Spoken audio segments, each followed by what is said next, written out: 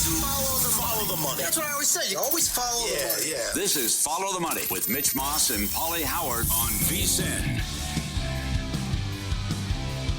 No Mitch or Paul today or tomorrow. Boys are on vacation. Matt Youmans, Jonathan Von Tobel with you for the next 3 hours in the next 2 days as we get you hyped and ready for an NBA playoff weekend. Very much looking forward to it, and we have some great guests to get you prepared for some other things as well. What's up, Matt? Great guests today and tomorrow. Are you a little bit depressed today? No NBA play-in games? I mean, when you have thrillers like you did last night, that you couldn't just keep your eye off. Well, last night was bad basketball. By two teams especially. Yes. 3 of the 4 play-in games have been bombed so far. We did have one really good game that was almost ruined by the referees in the final 2 minutes. And looked like it could have been a bomb because the Warriors were up by 20 at one point in that game as well. But the play-ins have not been exactly what we expected. We'll get into more about last night as well. Did want to note that there is one game about to get started in Major League Baseball coming up in about 4 minutes. We do get first pitch between the Giants and the Phillies. Very big favorite. Phillies are. Sanchez been bet up here to a $2 favorite, 7.5 shaded to the over. No real thoughts. Just wanted to note the line move here as we saw an overnight of minus 165 in favor of the Philadelphia Phillies. Sanchez has pitched okay, 3.12 ERA, 4.11 fielding independent, but I think this is about fading Jordan Hicks. Hicks has not been pitching very well. In the 3 starts, 15 in the third, 5.87 ERA, 4.45 fielding independent, the most important metric. Well, not the most important, but a very big one. A hard hit rate of 55%. Dude's been getting knocked around. He's been getting knocked around hard, so no surprise that the Phillies are up to a $2 favorite, set to get started here in the next 60 seconds or so. And I like the Giants a lot as a team. They're 13-5, and I think they're a bet-on team in a lot of spots. But right now, with Hicks pitching, I think there's a chance Hicks is going to get it together too. I don't dislike him, but in his current form, he's definitely a bet against pitcher. Would you play the run? Would you take a shot here and play the runs line at minus 1.5? And get a plus price, turn this into about a plus 105 bet. So you could. I'd be lazy, and instead I would try to go with like a first 5 team total. Not everybody offers them, but for the Phillies, first 5 team total, trying to go just specifically against Hicks. Because, again, you just don't know what these bullpens are like running that 1.5. You could be up by, 5-4, 5-2 or whatever it is, and then a bullpen gets involved, and who the hell knows what happens from there. True. But if you're specifically going against Hicks, Mitch and I talked about this yesterday with some of the strategy with some of these. By the way, we talked about this series because thought it was a candidate to go over yesterday, and that thing flew over. 15 total runs in that one. San Francisco, as you mentioned, off to a great start. That continued with an 11-4 win. But I'd rather go like run line. If you're going to go run line, go first 5. You can lay the half run, or you can just go with the team total over for Philly in the first 5. Hicks has pitched 15 innings. He's allowed 10 earned runs. He's got 14 strikeouts. His strikeout numbers are going to be high. I think he's got pretty good stuff, but right now he's just a little bit out of it. And he's going to whip a 1.37, an ERA close to 6. And he's obviously not in form right now, so he's kind of a pitcher you want to bet against, but you don't want to lay $2 necessarily. No. A lot of baseball bettors like to parlay the big favorites like that. And I'm not going to discourage that if that's the way you want to do it, because the run line's sometimes tricky, like you say. Look at the Dodgers last night. If you laid 1.5, they're up 7-1, and they win 8-7. That stuff seems to happen too often in baseball. Yes, that's why I don't want to deal with it. I don't like to mess with run lines too much, but if I were going to play this one, I think that's probably the chance I would take because Hicks is just out of sync right now. We'll see how it plays out. That's a mythical bet for me. I'm not going to make it. But you could lay the 1.5 at plus 105. I think that's where your value would be. You say first 5. Yeah. Okay. Again, I'm lazy. I'll just stick with the fading the one guy and make my job a lot easier. I don't care about checking bullpen availability and what guys have been doing. I'll just go ahead and go, you know what? This guy stinks. Let's just go against him. Let me tell you something about bullpens. Very difficult to handicap, even when you know the availability and the rest and the usage. It's still like playing Russian roulette with bullpens. Absolutely. I don't know who's coming in, what time, what batting order, how guys are going to do it, and I'd rather whittle down the variance as much as possible, as much as you can by playing the first 5. Yep. So that one is going to get started here in about 60 seconds. We also have a wild one going on. You should note that the Reds now trailing 11-7 in the bottom of the 10th inning. How about that? The Mariners, if they could pull this thing off, back-to-back solo shots in the 9th inning from Arozarena and Raleigh to homer. Raleigh 1 yard for 420-plus feet, and they tie that game up. They get to extras and now lead by 4 in the bottom of the 10th. So we'll keep an eye on that one as we can. But you mentioned last night, I do want to get to that, but I actually wanted to hit the big news of the day in the association because we got a bombshell from Shams Charania involving the Indiana Pacers Milwaukee Bucks series. So Damian Lillard is not going to play in game 1. We know that to be official, but Shams has reported that Damian Lillard will indeed return for this series, that his deep vein thrombosis is all but done. He's off the blood thinners, and that at some point he will be ready to go in this series. The series price is what has changed. Again, he is not going to be out there for game 1, but we saw the series price after that news dip down to about $1.70, $1.65 in some spots. We've settled in with the Pacers here at circa as a $1.55 favorite. But what do we make of the news that at some point, Damian Lillard will be on the floor? Well, I don't think it's worth that much because I don't know how well he's going to play when he does come back. He's been off for so long, right? I think that's part of it. For a month? Huh? Yeah, could be part of it. And it's tough to take a month off at this stage of the season and come back, be right in the groove, and beat Damian Lillard. I'm not sure. I think he's probably worth to the series price just a little bit. I would say, I don't know, 10 or 15 cents. So then you would deem this a cheap price because the market said this is a 40-cent move now in the other direction. This was about $2 before the news came down. I would be surprised if he plays that well when he comes back. First of all, you're talking about a serious injury. The guy has not been able to work out much at all while he's been off. I would not expect him to come back and play well. I would generally agree with that sentiment. I think the other big part about this is you got to play defense. You don't just get to sub out, right? He doesn't play much defense either. Right. So against a Pacers team whose backcourt is very, very good, and if you're talking about the edge positionally, I wrote about this. You can find the write-up of avicen.com, which is Bucks front court, massive edge, I think, right? Giannis Antetokounmpo is playing incredible basketball. Brook Lopez is a very good center who can stretch the floor, can rebound, can block shots. You have Kyle Kuzma, if you want to include him in the front court as well. He's more of a wing, but you can include Kuzma there as well. And then you look at the backcourt, and there's not a lot there for Milwaukee, but there's a ton there for Indiana. And there's a lot of depth there, led by Tyrese Halliburton. So what does this look like if you're going to put Damian Lillard out there at some point, whenever that is? Because that's the other part about this report. He's going to return to conditioning and do all that kind of stuff. We still don't know when he's going to be back.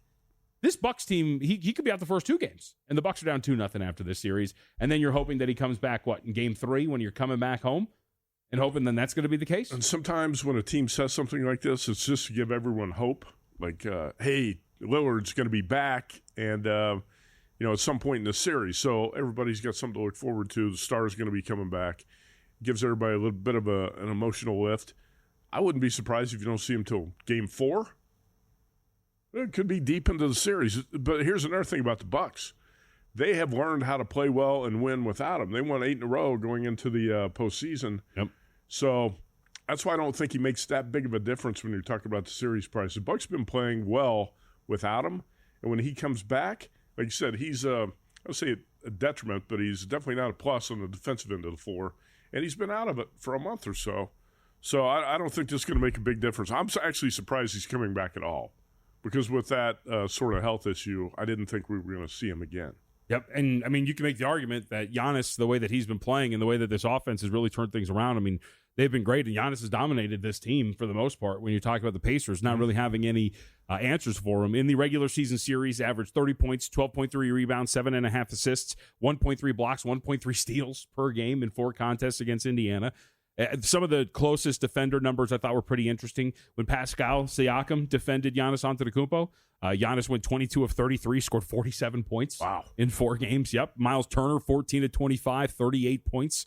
So they don't really have a defensive answer for him. So to the point of being able to tread water and or even be a little bit more competitive, I think you can do it. In the write-up up on the website, I actually recommended that I thought Bucks plus 1.5 games at minus 135 was a bet worth making. I thought it was a cheap price. And part of that, too, is I expected just kind of a grittier defensive group. Ryan Rollins has been playing point guard for him. He's been very good defensively, or at least pretty solid. You're going to feel more comfortable with him defensively than you are with Damian Lillard at times. So I don't want to make the case, because Matt Moore was on with us, Mitch and I, earlier this week, and made the case that he actually thinks it's better that Damian Lillard doesn't play in this series. I don't know if I would go that far, but I mean, they've been, like you said, they've been playing pretty well without him, 1-8 straight coming in, and they're a little bit more defensive-oriented without him out there. Right. I don't know if they're better without him. I think that it's just not going to make a big difference because he's been out for so long. So I think it's a bit of an overreaction in the market. I kind of like your bet there, plus 1.5. Look at some of these series prices. And I think where you can find the better bets is to bet a team to win in an exact number of games or bet plus 1.5. Sure. I do like to do that sometimes on these series prices. I don't want to bet the Bucks to win the series necessarily, because I think the Pacers are going to find a way to win this series. But if you play plus 1.5, you said you got plus 135? Minus 135. Oh, yeah, minus 135. Minus 135. Yeah. It's even worth laying that price, minus 135. Yeah. Yeah, the actual series price is plus 135. Pacers minus 165. Mm-hmm. I would take a game and a half with the Bucks. Yeah. Well, especially now with Lillard in the mix. That's kind of the fly in the ointment. With Lillard in the mix, that price is going to go down because when I wrote this up, the Pacers were minus 210 favorites. So it's even cheaper if you want to go plus 1.5 games right now. I think it's still worth it. Again, and here's the other part. We should put this out there. The Bucks are complete and utter liars when it comes to player availability. They do it all the time. They've lied about Giannis' status. Remember last year? Hey, he's coming back. Hey, he's coming back. Hey, watch out. And then he never appeared in the series. Never came back. So there's a chance that this, hey, he's going to play, doesn't even happen until like game 6 or 7 if you get that far. Or he might not play at all. Correct. I would not take it as gospel that he's actually going to be out there. I willingly be proven wrong, but I have seen this Bucks team fudge with nonsense all the time. They love to put Giannis at probable, downgrade him before a game to out, do all sorts of stuff with the injury. So would not doubt if that's the case. I want to throw that graphic back up there next segment quickly and talk about this again because when you're betting series prices in the NBA, I've got something I like to do here, and I think you could do it with this Bucks-Pacers series. All right. Can't wait to get to that. Also, because Youmans is here, we have his mock draft 1.0. We're going to have more, right? Maybe. Okay, all right. Stick with one. You never know. Well, the first round mock is up, and I cannot wait to find out if his matches the top 7 because we have 7 odds-on favorites for the first 7 picks of the NFL draft.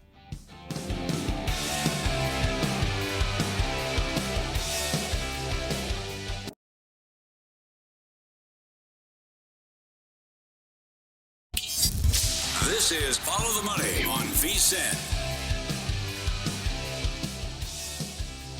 So we were talking about the breaking news of the day in the NBA, which is Damian Lillard is expected to return at some point in this series against the Indiana Pacers. To be clear, he will not be playing in Game 1. We know that for sure. I think the Bucks are going to continue to play games.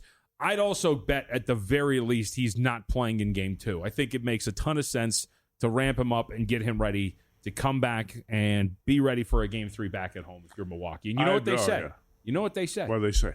Series doesn't start till a road team wins. So you can sit there and go down 2-0 and go right back home I've seen and even that series up. Where the road team never wins. Very true. So does that mean the series never started? Correct. Okay. Yes. You know, Impossible. I think Game 3 is the most likely spot for Lillard to come back. I don't think he's going to play in these first 2 games in Indianapolis. So I would agree with you. I'm not even convinced he's going to come back in Game 3. And again, I'm going to stick with what I said there. I don't think he should make a big difference in the series price, and I don't think he's going to make a big difference in the series. Now, I want to throw this at you. When you're betting, we got this graphic on the Bucks Pacers, and these numbers, I believe, are from DraftKings, where you can bet the exact result. Pacers in 4, 5, 6, 7. Sometimes I like to do this, set yourself up. If you think it's going to be a long, competitive series, and you think this is going to be a long, competitive series, right? Mm-hmm. How about taking whichever side you might like, Bucks in 7 at plus 600, 6-1 odds, or Pacers in 7 at plus 360. Then when you get to that 7th game, you're sitting in a great spot. You got a great bet that you can do something with. Sure. I think. Well, I will bet the series correct scores. I tend to gravitate more toward them when you get series like Boston and Orlando, where I have a massive favorite who I very much believe will be able to end that thing in 4 games. So I'd rather go Celtics in 4 at plus 115, which is available, as opposed to trying to put myself in a position where, like a series like this, I think it's a relatively tight series. I think you're in a spot where it could go either way. I was initially, when the regular season initially ended, we knew this was going to be it. My initial thought was like, this is going to be a runaway for the Pacers. You watch more of Milwaukee, and I think they could be a little bit more like a cockroach in a plate of spaghetti. And if that's going to be the case, then I think that there's a little bit more variance here where I don't know if I'd want to be sitting on Bucks 6 where I think they could still lose in 6. I think that's a perfectly reasonable outcome. But I understand the premise. But I like to do it more with big favorites. Well, I understand that too, because let's take a look at that Celtics series and those prices, because Celtics are much bigger favorites in this series than I thought they were going to be. Yes, they are. They opened up. They're actually getting the Magic a little bit of support here. Some spots opened up pretty high. We're talking about like minus 6,000 or so, a little bit higher. But we're starting to see that 22-1, which was initially out there in Orlando to win the series, get cut down. Some spots are now as low as 18-1 on the Magic to win the series. Yeah, we the other night when the series opened at minus 6,000, you got to be kidding me. So how about this? Let's say the Celtics have one poor three-point shooting game, which they can have. They can have that game where they go, 15 for 45, 15 for 50 from three-point range. They drop a game. I know you said you think they're going to sweep. That's a much better way to do it. Boston, either bet Boston in 4 or Boston in 5. So you get the Celtics in 4 at plus 105 or in 5 games at plus 190 for a 5,000 series favorite? Yep. I mean, I'm tempted to play Boston in 5 at plus 190. I think the Magic are being a little bit disrespected. And I wouldn't totally dismiss Orlando's chances of winning one game because the Celtics shoot so many threes, they could have that off-shooting game from 3. So, and this is, I wrote up all of the Eastern Conference series, so you can find my write-ups if you'd like. Go to VSiN.com. You can check those out. Zach Cohen did a great job with the Western Conference. And one of the things I wrote last night about the Celtics, which gives them this massive edge, and it does have to do with that, right? These are the things that are at odds with this series. Boston led the league in three-point frequency, so percentage of shots from beyond the arc. 3-point attempts per game at 48.2 per contest.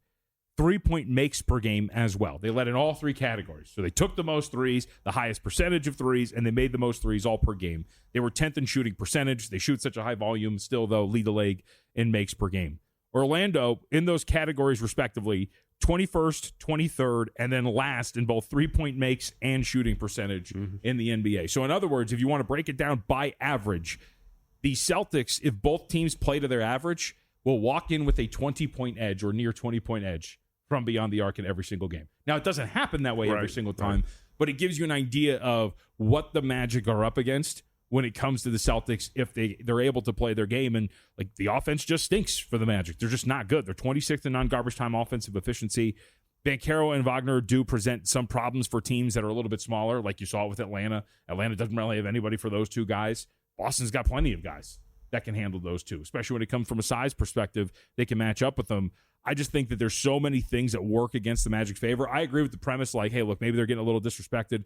They're a fantastic defensive team. Orlando is. They're great. So maybe that they grind one out and they can win one, but I think that this is one where there's so many things that work against them that Boston, I think, should sweep this series and should be disappointed if they don't. Should, but we've also seen, this is my point here, I think we've seen the Celtics fall asleep at the wheel when they're big favorites, and you'll show up in a game and lose focus. Yeah. Overlook an opponent, which happens a lot when you're such a big favorite. Celtics are not really taking this opponent that seriously, right? We can just coast. We're going to win this in 4 or 5 games, whatever. The Magic don't have to win 2. All they have to have is that one night where they play well and the Celtics are off from 3, and then all of a sudden you got Celtics in 5 at plus 190. I think that's the way I would bet the series instead of the sweep. I like Banchero. 4 and 5 or just 5? 5. Okay. I'd take it in 5. You'll take it in 4. I'll take it in 5. I've seen the Celtics do this. Didn't we talk about when the Celtics were 17-point favorites in Atlanta? They were. Night? That was the first NBA Cup game. They were 17-point favorites. Atlanta was resting. Everybody was injured. All of their starters, I think their top 6 guys, and Atlanta won that game outright. That was in November. Inexcusable. Yeah. But there are times in the NBA where a team will fall asleep at the wheel and just drop a game for no apparent reason. And that's why I think I would play them in 5, a plus 190. That might be the way I'd take a shot at that series. But Orlando's a pretty good defensive team. Like you said, dropped 120 points on the Atlanta Hawks. What's that say about the Hawks? Hawks have some issues, that's for sure. We should also point out, too, that for Orlando, one of the things that really hurts them in this series as well, remember Jalen Suggs is done. He is not playing. So, like, the offensive output you're getting from your backcourt is next to nothing when you're talking about that. And you have 2 really good defensive guards in Derek White and Drew Holiday that are going to be sitting there like, I guess I'll guard these guys. I don't really have to worry about them too much.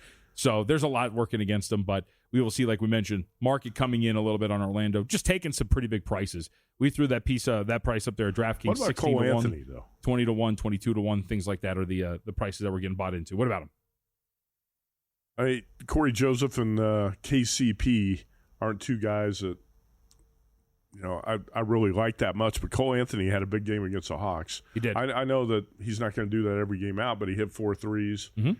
Should he play more minutes in a series like this against Boston? He played 20 minutes the other night and had 26 points. They'll probably need him to. I mean, they desperately need some sort of offensive presence at guard.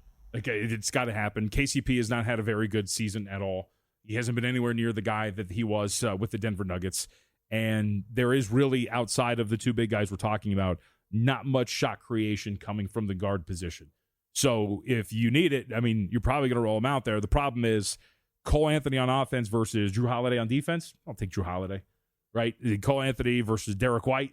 I'll take Derek White winning that matchup way more often than not. Well, there's no doubt about it. I mean, the Celtics going to dominate almost every way you look at this. I'm just saying they have to have one off game. Sure. But to your point, I actually think what's going to be interesting is for Cole Anthony and in this series overall, why I like having those conversations about players and what their roles are is from a player prop standpoint, if you're right, you could probably find some pretty good edges on some Cole Anthony lines and props in these games once they get started over the weekend, right? We'll have someone like the series leaders coming up.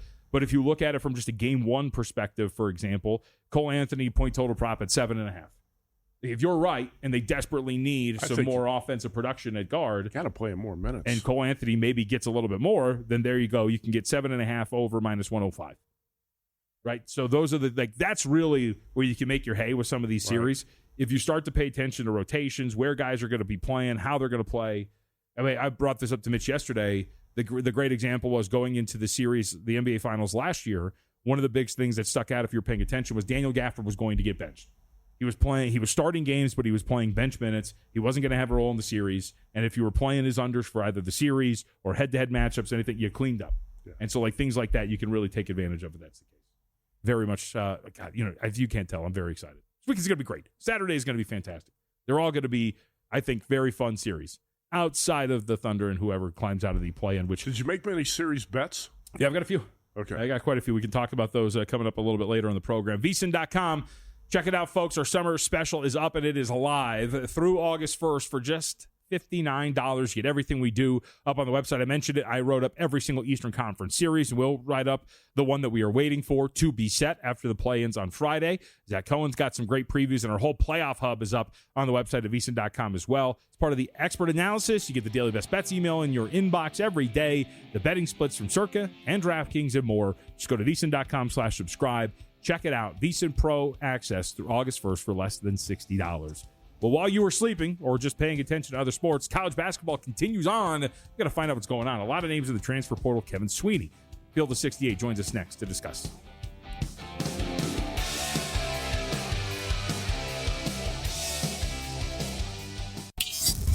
This is Follow the Money on VSiN. It's anarchy out there. We are post-March Madness in the National Championship, but still a lot to cover. And we're seeing a lot of names in the transfer portal for college hoops. So let's get to the bottom of some of it. Kevin Sweeney's with us at CBB_Central up on X. You want to follow him? College basketball for SI. We appreciate it, Kevin. So I want to start with this general question, and you could take this where you'd like.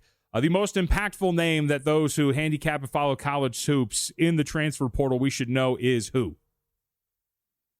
Man, I mean, there's a few guys who are testing the draft and the portal, and so those guys are probably the biggest at the moment, and that's like Darion Williams from Texas Tech and R.J. Luis from St. John's, who was Big East Player of the Year. There's a handful of guys who are all conference, maybe all American level players that are available in the portal. Most of them going through that draft process as well. Although one just went in, Andre Stojakovic from Cal, another example. He will not test the draft, but a lot of these guys are going to work their way through the NBA process, see what money's out there in that world, see what money's out there in the NIL market, and make a decision from there. All right, you just mentioned Texas Tech. Darion Williams, what are the chances he's going to be back there? Because the field of 68 right now has Tech, the number 3 team in the way too early top 25. Houston 1, Purdue 2, Texas Tech 3. Grant McCaslin does a hell of a job with that program. Not only a great on-court coach, he's building a really impressive roster. How's this going to work out, and do you agree that Tech should be ranked in that top 5 right now? Because I'm trying to find some futures to bet. I found a 30-1 on Texas Tech, and I think I should probably take that. What do you think? Yeah, I would probably hop on it too. I think Graham McCaslin is about as good as it gets in terms of roster builders. I think guys like him and Todd Golden, who obviously just won the title at Florida, like they're the future of the game. Dan Hurley, Nate Oates, I think Grant is in that conversation. And what they have coming in terms of size and shooting on the wings, it's around JT Toppin, who's coming back and will be one of the best players in the country. Kristen Anderson at point guard, who could, I think, really explode as a sophomore. I mean, that's a really good nucleus. Now they got to fill out some pieces here. They got 7 guys on their roster, and we're talking about them potentially winning the national championship next year. They have fill some gaps, but they're in a pretty good place at the moment, and they have a very strong nucleus and plays with a really good coach coming back. Yeah, I'm looking at a futures board right now. I'm going to get that Texas Tech 30-1. I don't think that's going to be out there much longer. I see Florida 25-1, Houston at 8-1. I'm not going to bet Houston. It's been about 10 days since we watched the Cougars blow the national championship game to Florida. They had turnovers on the final 4 possessions. I thought Houston should have won that game. How strong is Kelvin Sampson's team coming back next season? And what do you make of both teams that we watched in that championship game, Houston and Florida, right now? Yeah, Houston's about as strong as you can get just because they have a nice nucleus of returners. It's so important this day and age. They'll bring back Emmanuel Sharp, who is, obviously at the end of game turnover, but is an elite player.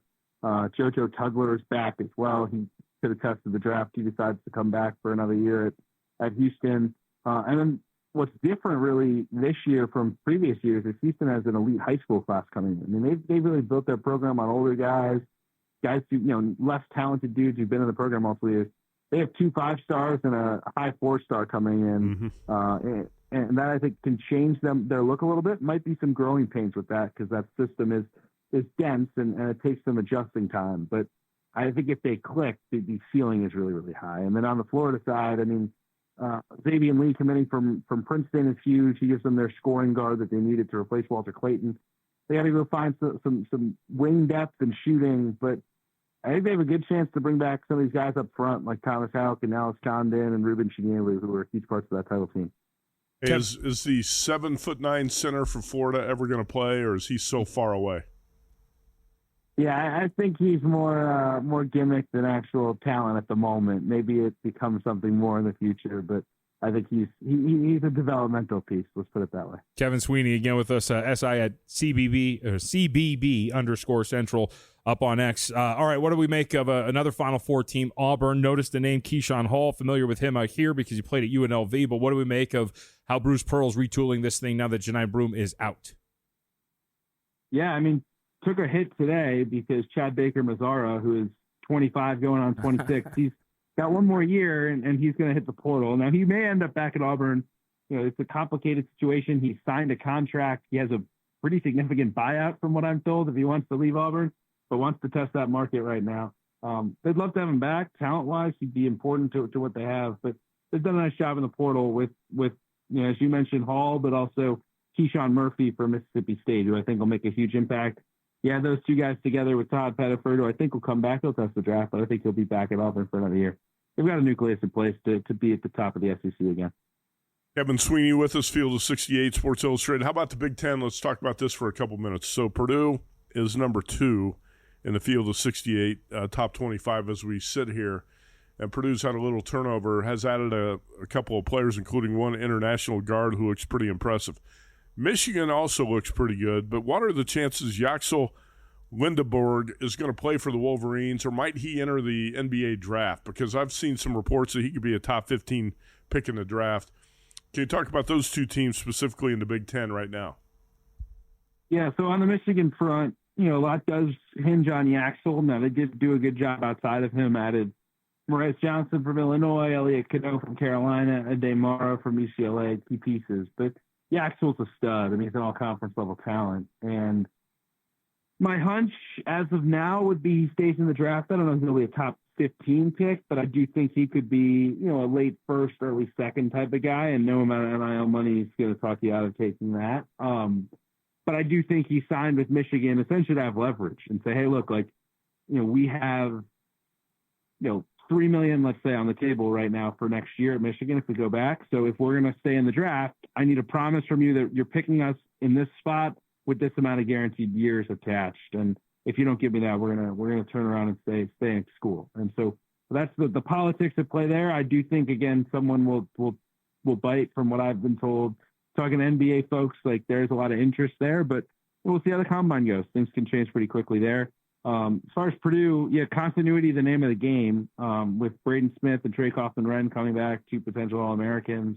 But they've been a little bit more aggressive in the portal than they've been in the past. Went out and got Oscar Clough, who I think will make a huge impact. Transfer to South Dakota State, gives them some size and physicality that they lacked last year up front. And then, as you mentioned, the international kid Omer Meyer from Israel, who's a really, really talented young guard. Probably more of a role player in year one, but a guy that they hope they can groom into Braden Smith's replacement long term in West Lafayette. All right, how about – I got one more for you. I like St. John's. I like what Rick Pitino's doing here. It looks like R.J. Luis might be out the door, though. What do you think of St. John's, and is there another team out there on your radar that you said, hey, I really like what this team's doing? We might be able to find some value on the futures board with a team that's a little bit under the radar. Yeah, I thought St. John's, you knew they would be aggressive, and they have. They've went out and gotten Isaiah Sellers from Stanford, Bryce Hopkins from Providence, 2 high-level players, proven all high major players. They should get Ian Jackson as well, the transfer from North Carolina. The hole they have at the moment is a point guard, and that will be the question mark for them is, can they go get someone to run the team and get them into offense? If they can, I feel better about them next year than I did this past season when they really lacked the offensive firepower. They lacked the shooting. They should have the shooting this year. Question is the point guard play. And, I think sleepers, we'll see who continues to emerge. I do think that, trying to find some of these teams that have a little bit of continuity is valuable. Like I think Mizzou bringing back a bunch of guys is a team that maybe is worth like a long shot look. Arizona should have a couple of key guys back with Krivas and Awaka and Jaden Bradley. They're hoping Carter Bryant will come back as well. I think you're hunting teams like that have a chance to really mix youth, portal guys, and then experience returns. All right, last 90 seconds with you, a little bit less, Kevin. Excuse me. What about these guys that are in the portal that are out of eligibility? What is going to happen to these guys? Can they actually force the issue here? Yeah, I mean, some of them are just doing it to see what happens. Others are going to be more active and potentially pursue litigation. I think the number one kind of category of those guys are guys who played Division II at one point. There was a football case that went somewhat in favor of the Division II player, and I think there's a pending lawsuit in South Carolina that could have some impact there. Would impact a couple of guys, and then from there, just guys who expect to try to get a year back or partial year, try to redshirt the COVID year, which is impossible.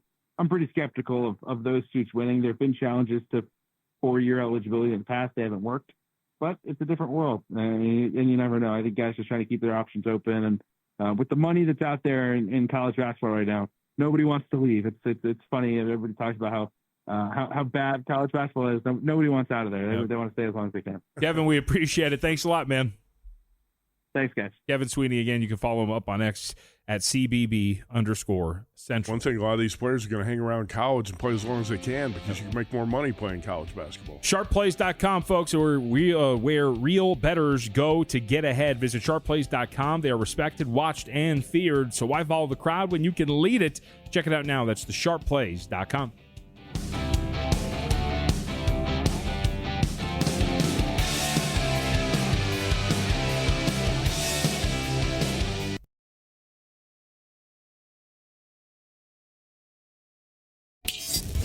This is Follow the Money on VSiN.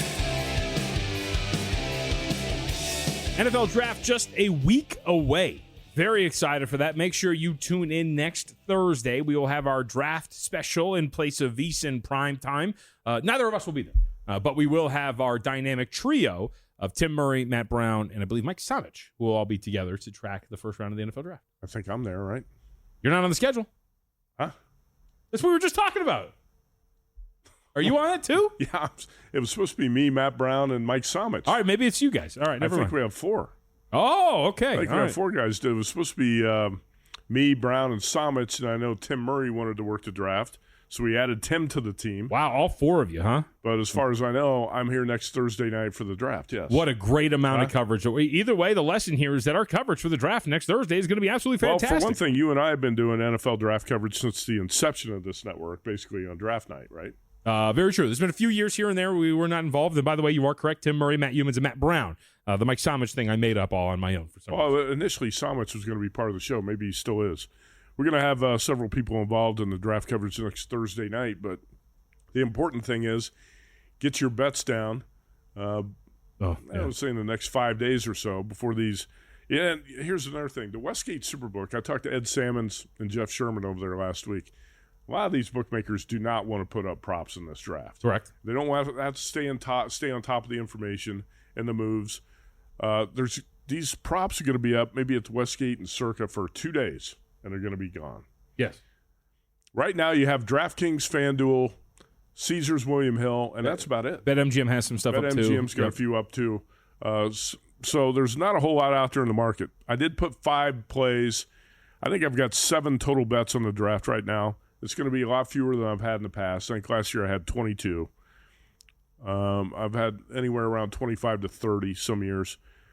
But there's not much out there in the market. You're just trying to find plays without reaching, right? You don't want to make reckless plays just because I feel like I got to bet the draft. I'm trying to find where there's value, and it's tougher to find value when you have fewer props to pick from. Mike Palm was on with us yesterday, and he mentioned that they were, I think, just going to do draft position props.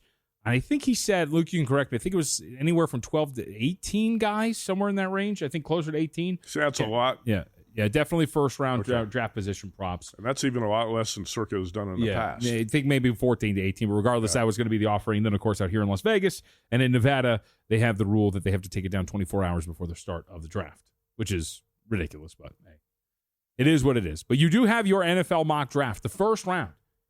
Do I say 1.0? Are you going to stick to your guns? Yeah, it is 1.0. There might be a 2.0, but there might not. And remember, our audience 2 years ago, to give Matt Youmans some credentials here, did place, where were you? Top 5? I think it was third. There's a website that aggregates all of the mock drafts and grades them. Which there are thousands of them, by the way. God bless you. I think there were about 2,000. But you were like third or fourth most accurate mock draft like 2 or 3 years ago. That was third most accurate. Oh, sorry. I didn't mean to. You have a plaque at home? Huh? I don't have a certificate or anything like that. There was a tweet that was sent out that recognized those who finished in the top 5.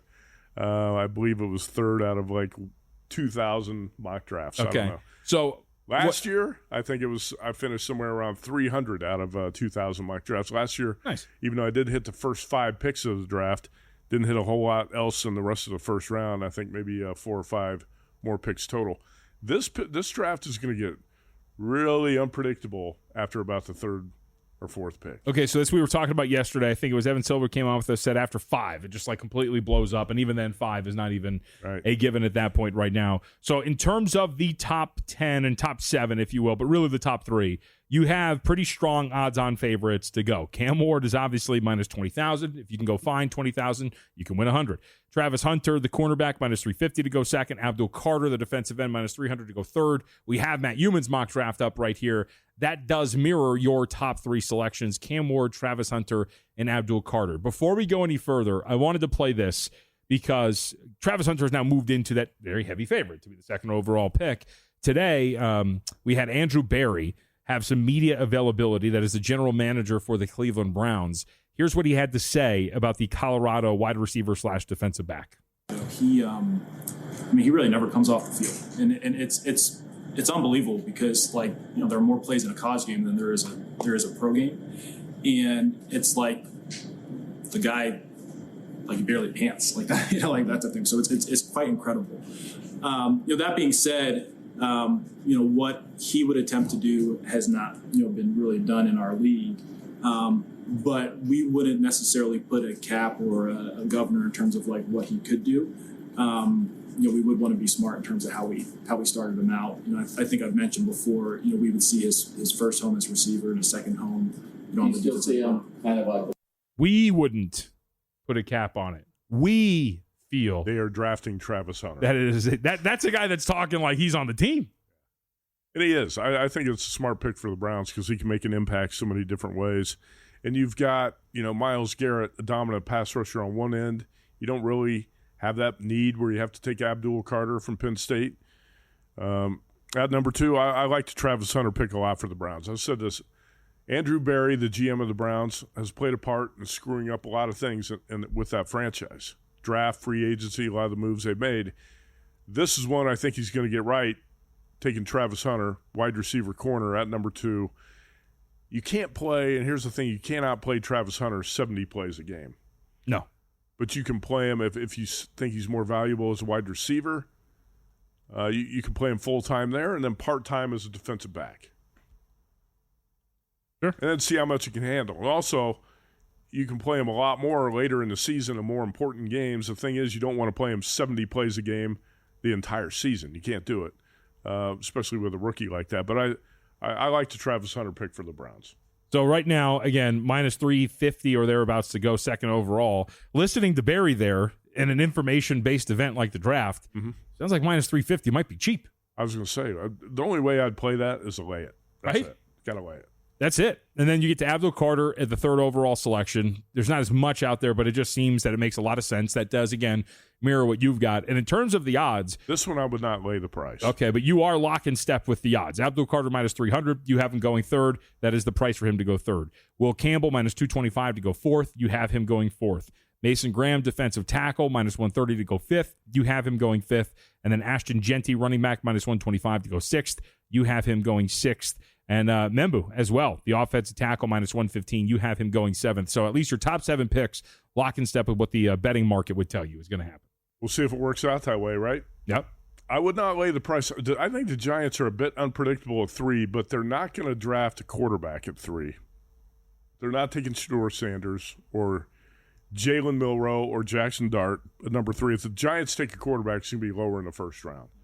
But they could trade out of that 3 spot. I think right now Abdul Carter would be the guy. I just not convinced. I am basically convinced that the Browns are going to take Travis Hunter at number 2. That's the price I'd be more confident in laying if you were saying you wanted to play one of the favorites at the top. What about minus 20,000 for Cam Ward to go number 1? I would never recommend laying minus 20,000. It's a given. Let's see. Okay, so Adam Hill of the Las Vegas Review-Journal, ESPN Radio, is going to be on the show with us tomorrow to talk about the Raiders. So when you do a mock draft, it's about what you think the team is going to do, not what you would do. Right. I don't think the Raiders should draft Ashton Genty, the Boise State running back, at number 6.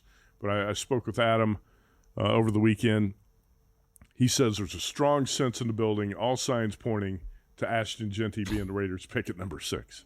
God. So you got to bet it accordingly. No, of course. It's incredible, that team every year, man. Right now, DraftKings, or I think FanDuel, it's out there too. You can bet Genty to the Raiders at minus 145, minus 150. Every year, just spinning your wheels. That's what they're doing every year. We can win now. We can do this. Okay. A good running back does not make a bad offensive line better. And he's not getting a great offensive line. They definitely have to build the offensive line, but you also can do that in the 2nd round, 3rd round. But also, here's the thing. I would take Jalen Walker, the edge rusher or the linebacker from Georgia, at number 6. I think the Raiders, that would be the most valuable pick. You can take a very valuable running back, a guy who's comparable to Genty. This draft is really deep with running backs. You can take a running back in the 2nd, 3rd, 4th. You don't have to take him in the top 10. But apparently that's what the Raiders plan to do. We'll talk about it with Adam Hill tomorrow because Adam Hill also thinks it's a bad idea to take a running back in the top 10. I also want to get your thoughts, of course, a little bit later. We have some positional value as well. Hey, horse racing fans, get ready. VSiN at the track, the road to the Kentucky Derby live tomorrow and every Friday leading up to the Triple Crown. With key Derby prep races this weekend, we're breaking down the top contenders for this year's Run for the Roses. Join experts Mike Somich, Aaron Halterman tomorrow, 2 p.m. Eastern on the VSiN YouTube channel at VSiN Live for expert analysis and insights. Don't miss it. VSiN at the track tomorrow, streaming live 2:10 p.m. Eastern as we count down to the Triple Crown.